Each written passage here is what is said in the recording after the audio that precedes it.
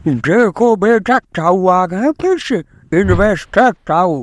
तो देखो बेटा, वीआई के बारे में तुमने बहुत सुना होगा और शायद तुम वीआई की सिम भी चलाते होगे।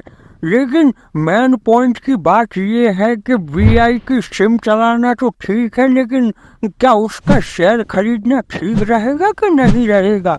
और खरीदना ठीक रहेगा तो उसमें हम फ्यूचर में कमा सकते हैं कि बिल्कुल नहीं कमा सकते? नाम से और उससे मालूम पड़ रहा होगा कि ये दोनों कंपनी बेटा वोडाफोन और आइडिया की दोनों की धजिया उड़ी, उसके बाद बेटा ये दोनों ही मिक्स हो गई हैं अपने आप में। समझ रहे हो? तो बेटा वीआई एक प्राइवेट कंपनी है। और बात की जाए तो एनएससी और बीएससी दोनों पर लिस्टेड कंपनियां हैं। और फाउंडर वोडाफोन भी है और आइडिया है, क्योंकि दोनों का नाम मिक्स है तो बेटा फाउंडर भी दोनों ही मिल के चला रहे हैं। और मेन पॉइंट की बात करते हैं कि बेटा ये कंपनी क्या करती है, तो टेलीकॉम सर्विस प्रोवाइड करवाती है बेटा है? और प्रोडक्ट की बात करें तो मोबाइल टेलीफोन, देखो रुक जा तुमको बता देता हूँ बेटा। देखो mobile telephone, wireless broadband, internet service, तो बेटा ये सब प्रोवाइड करवाती है। लेकिन बात कर लेते हैं इसकी ओनरशिप किस किस के पास है बेटा। ये जानना बहुत बहुत ज्यादा इम्पोर्टेंट है किसी भी कंपनी में जाने से पहले। देखो तो आ जाओ जल्दी। तो बेटा तुमको ये साफ साफ दिख रहा होगा कि इसमें ओनरशिप गवर्नमेंट ने ले ली है। मतलब ले ली है मतलब क्या? देखो बेटा, कंपनी में बहुत कम ही ऐसी कंपनी होगी जिसमें गवर्नमेंट घुसती है, वरना तो गवर्नमेंट को इतना कोई इंटरेस्ट नहीं है। उसके पीछे का रीजन बता देता हूँ। क्योंकि बेटा बहुत सारी कंपनियां बीएसएनएल और बहुत सारी टाटा की और बहुत सारी रिलायंस, वो भी बहुत चीजें बंद हो गई। तुमको तो पता है कि पहले कितनी ज्यादा सिमें चलती थी। तो बेटा अब तुमको पता है कि अभी मार्केट में तीन ही लोग टिके। एक बेटा ये जियो टिका है, एक एयरटेल है, और ये तीसरा वीआई को सरकार ने टिक के रखा है। क्योंकि बेटा इसके पास इतना ज्यादा कर्जा था तो ये चल नहीं पाता। लेकिन मोनोपोली क्रिएट ना हो जाए, समझ रहे हो? मोनोपोली क्या होती है? मतलब अब दोनों रह जाएंगे तो बेटा तानाशाही का राज चलेगा। फिर बोलेंगे कि चलो हम दोनों ही हैं तो मर्जी से रिचार्ज के भाव बढ़ा दो और कम कर दो, तो ज्यादा ही बढ़ा के ही तुमको देंगे। इसीलिए सरकार ने इसमें पैसा रोक के इस कंपनी को बचाए रखने की कोशिश कर रही है, ताकि लोगों को रिचार्ज इतना महंगा ना पड़े और लोग मतलब अफोर्ड कर सके। इसीलिए गवर्नमेंट ने इसमें 23.8% की एज इक्विटी मतलब होल्डिंग ले ली है। गवर्नमेंट ने ओनरशिप ले ली है 23.8% की। और बेटा ओनरशिप 23.8% की वोडाफोन ग्रुप को भी है। और बेटा इसमें एक और बड़ा ग्रुप शामिल हुआ है। देखो बेटा ये आदित्य बिरला ग्रुप, ये तो तुम जानते होगे। इसको तो नहीं जानते तो भी तुमने कहीं ना कहीं तो बेटा नाम सुना ही होगा इसका।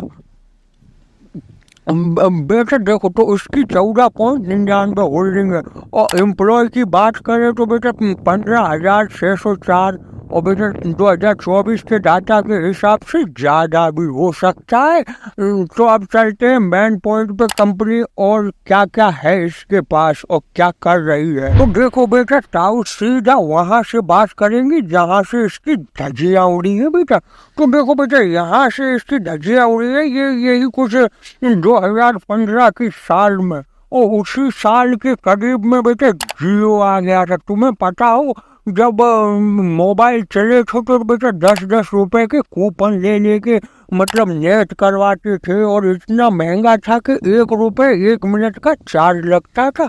और इतने में जियो भाई, अपना मोटा भाई मुकेश अंबानी, उन्होंने क्या किया कि सस्ता देना चालू कर दिया। और सस्ता तो छोड़ो बेटा, 1-1.5 साल तक तो उन्होंने फ्री ही दिया है। तो तभी से इसकी धज्जियां लगातार उड़ती ही चली गई है। ये मतलब इतना बड़ा चार्ट है। 2020 तक तो बिल्कुल नई जगह पे आ गया, मतलब कि कहने का मतलब 6 रुपए तक पहुंच गया, 6 रुपए 5 पैसे, समझ रहे हो।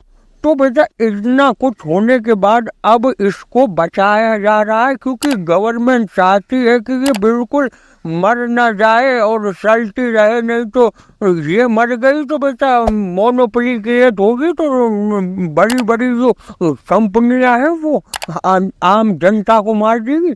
इसीलिए मेरे ख्याल से ये कंपनी अगर फ्यूचर में देखो आज से 5-10 साल, तो बेटा मेरे ख्याल से ये रिटर्न देगी। लेकिन ताऊ का कहना ये होता है बेटा कि कभी भी ताऊ तुमको ये सजेस्ट नहीं करते कि मुंह उठाओ और जाके ले लो। नहीं बेटा, ना ना ना ना बेटा, क्योंकि लेना और इन्वेस्ट करना तो ये बेटा तुम्हारी रिसर्च पे है। हम तो बेटा उसका पूरा जानकारी दे रहे हैं कि कंपनी ने क्या किया, इसीलिए इसको सरकार ने अपनी थोड़ी सी हिस्सेदारी देकर इसको बचाने की कोशिश की है।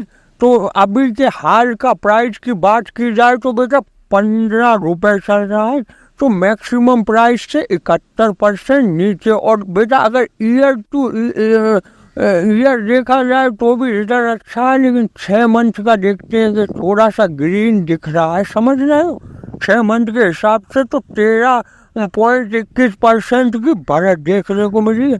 तो आओ थोड़ा सा और अंदर देखते। तो देखो बेटा हमेशा की तरह देखो मार्केट कैप जानना जरूरी है। तो मार्केट कैप की बात की जाए तो बेटा 99,394 करोड़ की मार्केट कैप है। और बेटा हाईएस्ट देखा जाए तो 18 रुपए, तो मैंने 18 रुपए तक पहुंचा था, तो मैंने 15 तक में बेच दिया था, क्योंकि मेरे को पैसे की ज़रूरत भी थी, तो 18 तक में नहीं मैंने वेट किया। और बेटा 6 रुपए 95 पैसा ये अभी लोएस्ट जाके मार के आया है, और करंट तो 15 है ही। और बेटा ROE तो बेटा नील है, देख लो कुछ नहीं है, और P रेशियो भी नील है, मतलब इसका कुछ देखा जाए तो कुछ है ही नहीं मेरे ख्याल से, क्योंकि वैल्यू ही देख लो 15 रुपए चल रही है इसकी। तो बेटा सेम कंपनी सेक्टर की बात की जाए तो भारत एयरटेल का तो अच्छा खासा चल रहा है, टाटा कम्युनिटी का भी अच्छा चल रहा है, और टाटा टेलीकॉम और ये हवाई केबल, ये टीवी केबल प्रोवाइड करती, मतलब टेलीकॉम सर्विस की बात की जाए तो वोडाफोन का तो पी है ही नहीं, दिख ही नहीं रहा है। और बाकी का जो कंपनियां हैं उसके बारे में अगर तुम कमेंट करोगे तो थोड़ी सी डिटेल लाएंगे, वरना तो भूल जाएंगे। चलो नीचे क्वार्टरली रिजल्ट देखते हैं। तो बेटा क्वार्टरली रिजल्ट की बात करें तो 2021 से ही देखने को मिल रहा है, और 2024 तक तो बेटा लगातार देखो बेटा ग्रोथ देखने को मिली है, थोड़ी थोड़ी, ज्यादा नहीं, थोड़ी थोड़ी देख लो बेटा। कंपाउंडिंग सेल्स ग्रोथ की बात की जाए तो 10 साल के हिसाब से 5% दी है, और बेटा मतलब 5 ईयर के हिसाब से 6%। और स्टॉक प्राइस CAGR भी मतलब ऑन दिख रहा है, और रिटर्न और इक्विटी तो है ही नहीं, मतलब जो शेयर धारक है उनको तो बेटा कुछ मिला ही नहीं है, तुम समझ रहे हो। रिटर्न ऑन इक्विटी और कंपाउंडिंग प्रॉफिट ग्रोथ देखा जाए तो बेटा नील है, माइनस में है, -9। लेकिन थोड़ा सा ये देखते हैं कि इन्वेस्टर्स क्या कर रहे हैं इसके अंदर। तो बेटा ये सबसे इम्पोर्टेंट जगह और इम्पोर्टेंट चीज है किसी भी चीज को देखने और समझने के लिए। तो देखो बेटा प्रमोटर किसी कंपनी में होते हैं तो बेटा उससे की वजह से कंपनी का बहुत ज्यादा काम चलता रहता है, लेकिन 2022 से लेकर 24 तक में ये घटे तो है, लेकिन थोड़ा बहुत ये रुकने की भी कोशिश कर रहे हैं। देखो 36.88% तो प्रमोटर अभी बचे हुए हैं, लेकिन बेटा एक चीज ध्यान रखने लायक है, ये मार्च 2000 मतलब FII फॉरेन इन्वेस्टर 2023 में बेटा कम हो रहे थे, देखो 2%, फिर लगातार इन्होंने 2024 में भी कम हुए, लेकिन अप्रैल 2024 में बेटा 11.39% के फॉरेन इन्वेस्टर ने स्टेक लिया है, समझ रहे हो। और इंडिया के जो म्यूचुअल फंड, डोमेस्टिक इन्वेस्टर और ये सब, इन्होंने भी कंटिन्यू, देखो बेटा ये दिख रहा है 0.54 से लेकर और 2.59 तक 2024 में स्टेक मतलब कंटिन्यू बढ़ाया ही है बेटा। और गवर्नमेंट का तो मैंने बता ही दिया, क्योंकि बेटा वो ओनरशिप लेके रखी है, तो बेटा उसका स्टेक तो बेटा 2024 में 24.27 के करीब है, मतलब लगातार पहले 0 था 2022 में, लेकिन लगातार 33 के बाद थोड़ा सा कम करके 24% तक लेके आ गए। लेकिन पब्लिक तो बेटा आंख बंद करके ही लगा रही है, मेरे को दिख रहा है। थोड़ा सा 2024 में थोड़ा डगमगाया है तो थोड़ा कम हुआ है, वरना तो लगातार लगा ही है। और शेयर, एक और बात बता देता हूँ, नंबर ऑफ शेयर होल्डर्स तो 47,40,680 है 2024 में, जो कि हाल की करंट प्राइस के, करंट के वैल्यू के हिसाब से ज़्यादा ही देखने को मिल रहा है। लेकिन इन्वेस्ट करना चाहिए कि नहीं करना चाहिए, ये सीधा देखेंगे चार्ट। तो बेटा हमेशा की तरह यहाँ जाओ, नीचे जाओ, एक दिन का दबा दो और फिर आ जाओ। देखो यहाँ पर चार्ट टाउन ने खोल लिया है। और एक और चीज तुम लोगों को बता दूं कि यहाँ पे मुंह उठा के इसमें घुसेड़ मत देना पैसा, क्योंकि अभी मार्केट बहुत ज्यादा मतलब चरम सीमा पे चल रहा है इसकी वैल्यूएशन के हिसाब से। लेकिन अगर थोड़ा सा अगर देखा जाए तो ये वाला भाग बुरा भी नहीं है इतना। अगर यहाँ पर करेक्शन होके आता है तो लेने में थोड़ा डरना मत, क्योंकि ठीक ठाक ही लगता है। मैं बेटा किसी भी तरीके की खरीदने की और बेचने की एडवाइस नहीं दे रहा हूँ। ये तो बेटा तुम्हारा खुद का दिमाग है, और मैंने तुमको कितनी बार समझाया है कि मार्केट ऐसे वाले जोन में अगर कहीं पे भी चल रहा है तो बेटा ये सबसे अच्छा एरिया है, क्योंकि आदमी बेटा नीचे जाने नहीं दे रहे हैं, ऊपर वाले ऊपर नहीं जाने दे रहे हैं। तो मतलब ये जो एरिया है यहाँ से कभी भी कहीं पे भी ले लो तो मोस्ट ऑफली 100 में से ऐसे 40, 50, 60, 70 जितने भी कहो उतने स्टॉक तो चली जाएंगे। वो 10-20 ही ऐसे होते हैं जो कि बेटा वहां से भी गिरने की कोशिश करे। वरना एक दिन का ये टाइम तुमको लगाने के पीछे का कारण ही यही है कि तुम इसमें ये समझो कि बेटा यहाँ ये जो ऐसा टाइम बिता रहा है तो बेटा यहाँ पर ये वाला जोन देखो, तुमको बता देता हूँ मैं। ये जो जोन है ना, ये देखो पॉइंट, ये 12.7 मतलब 13 रुपए के करीब वाला जोन मेरे ख्याल से सबसे बेस्ट है, क्योंकि यहाँ से ज़्यादा नीचे गिरने नहीं दे रहे हैं इतने दिनों से।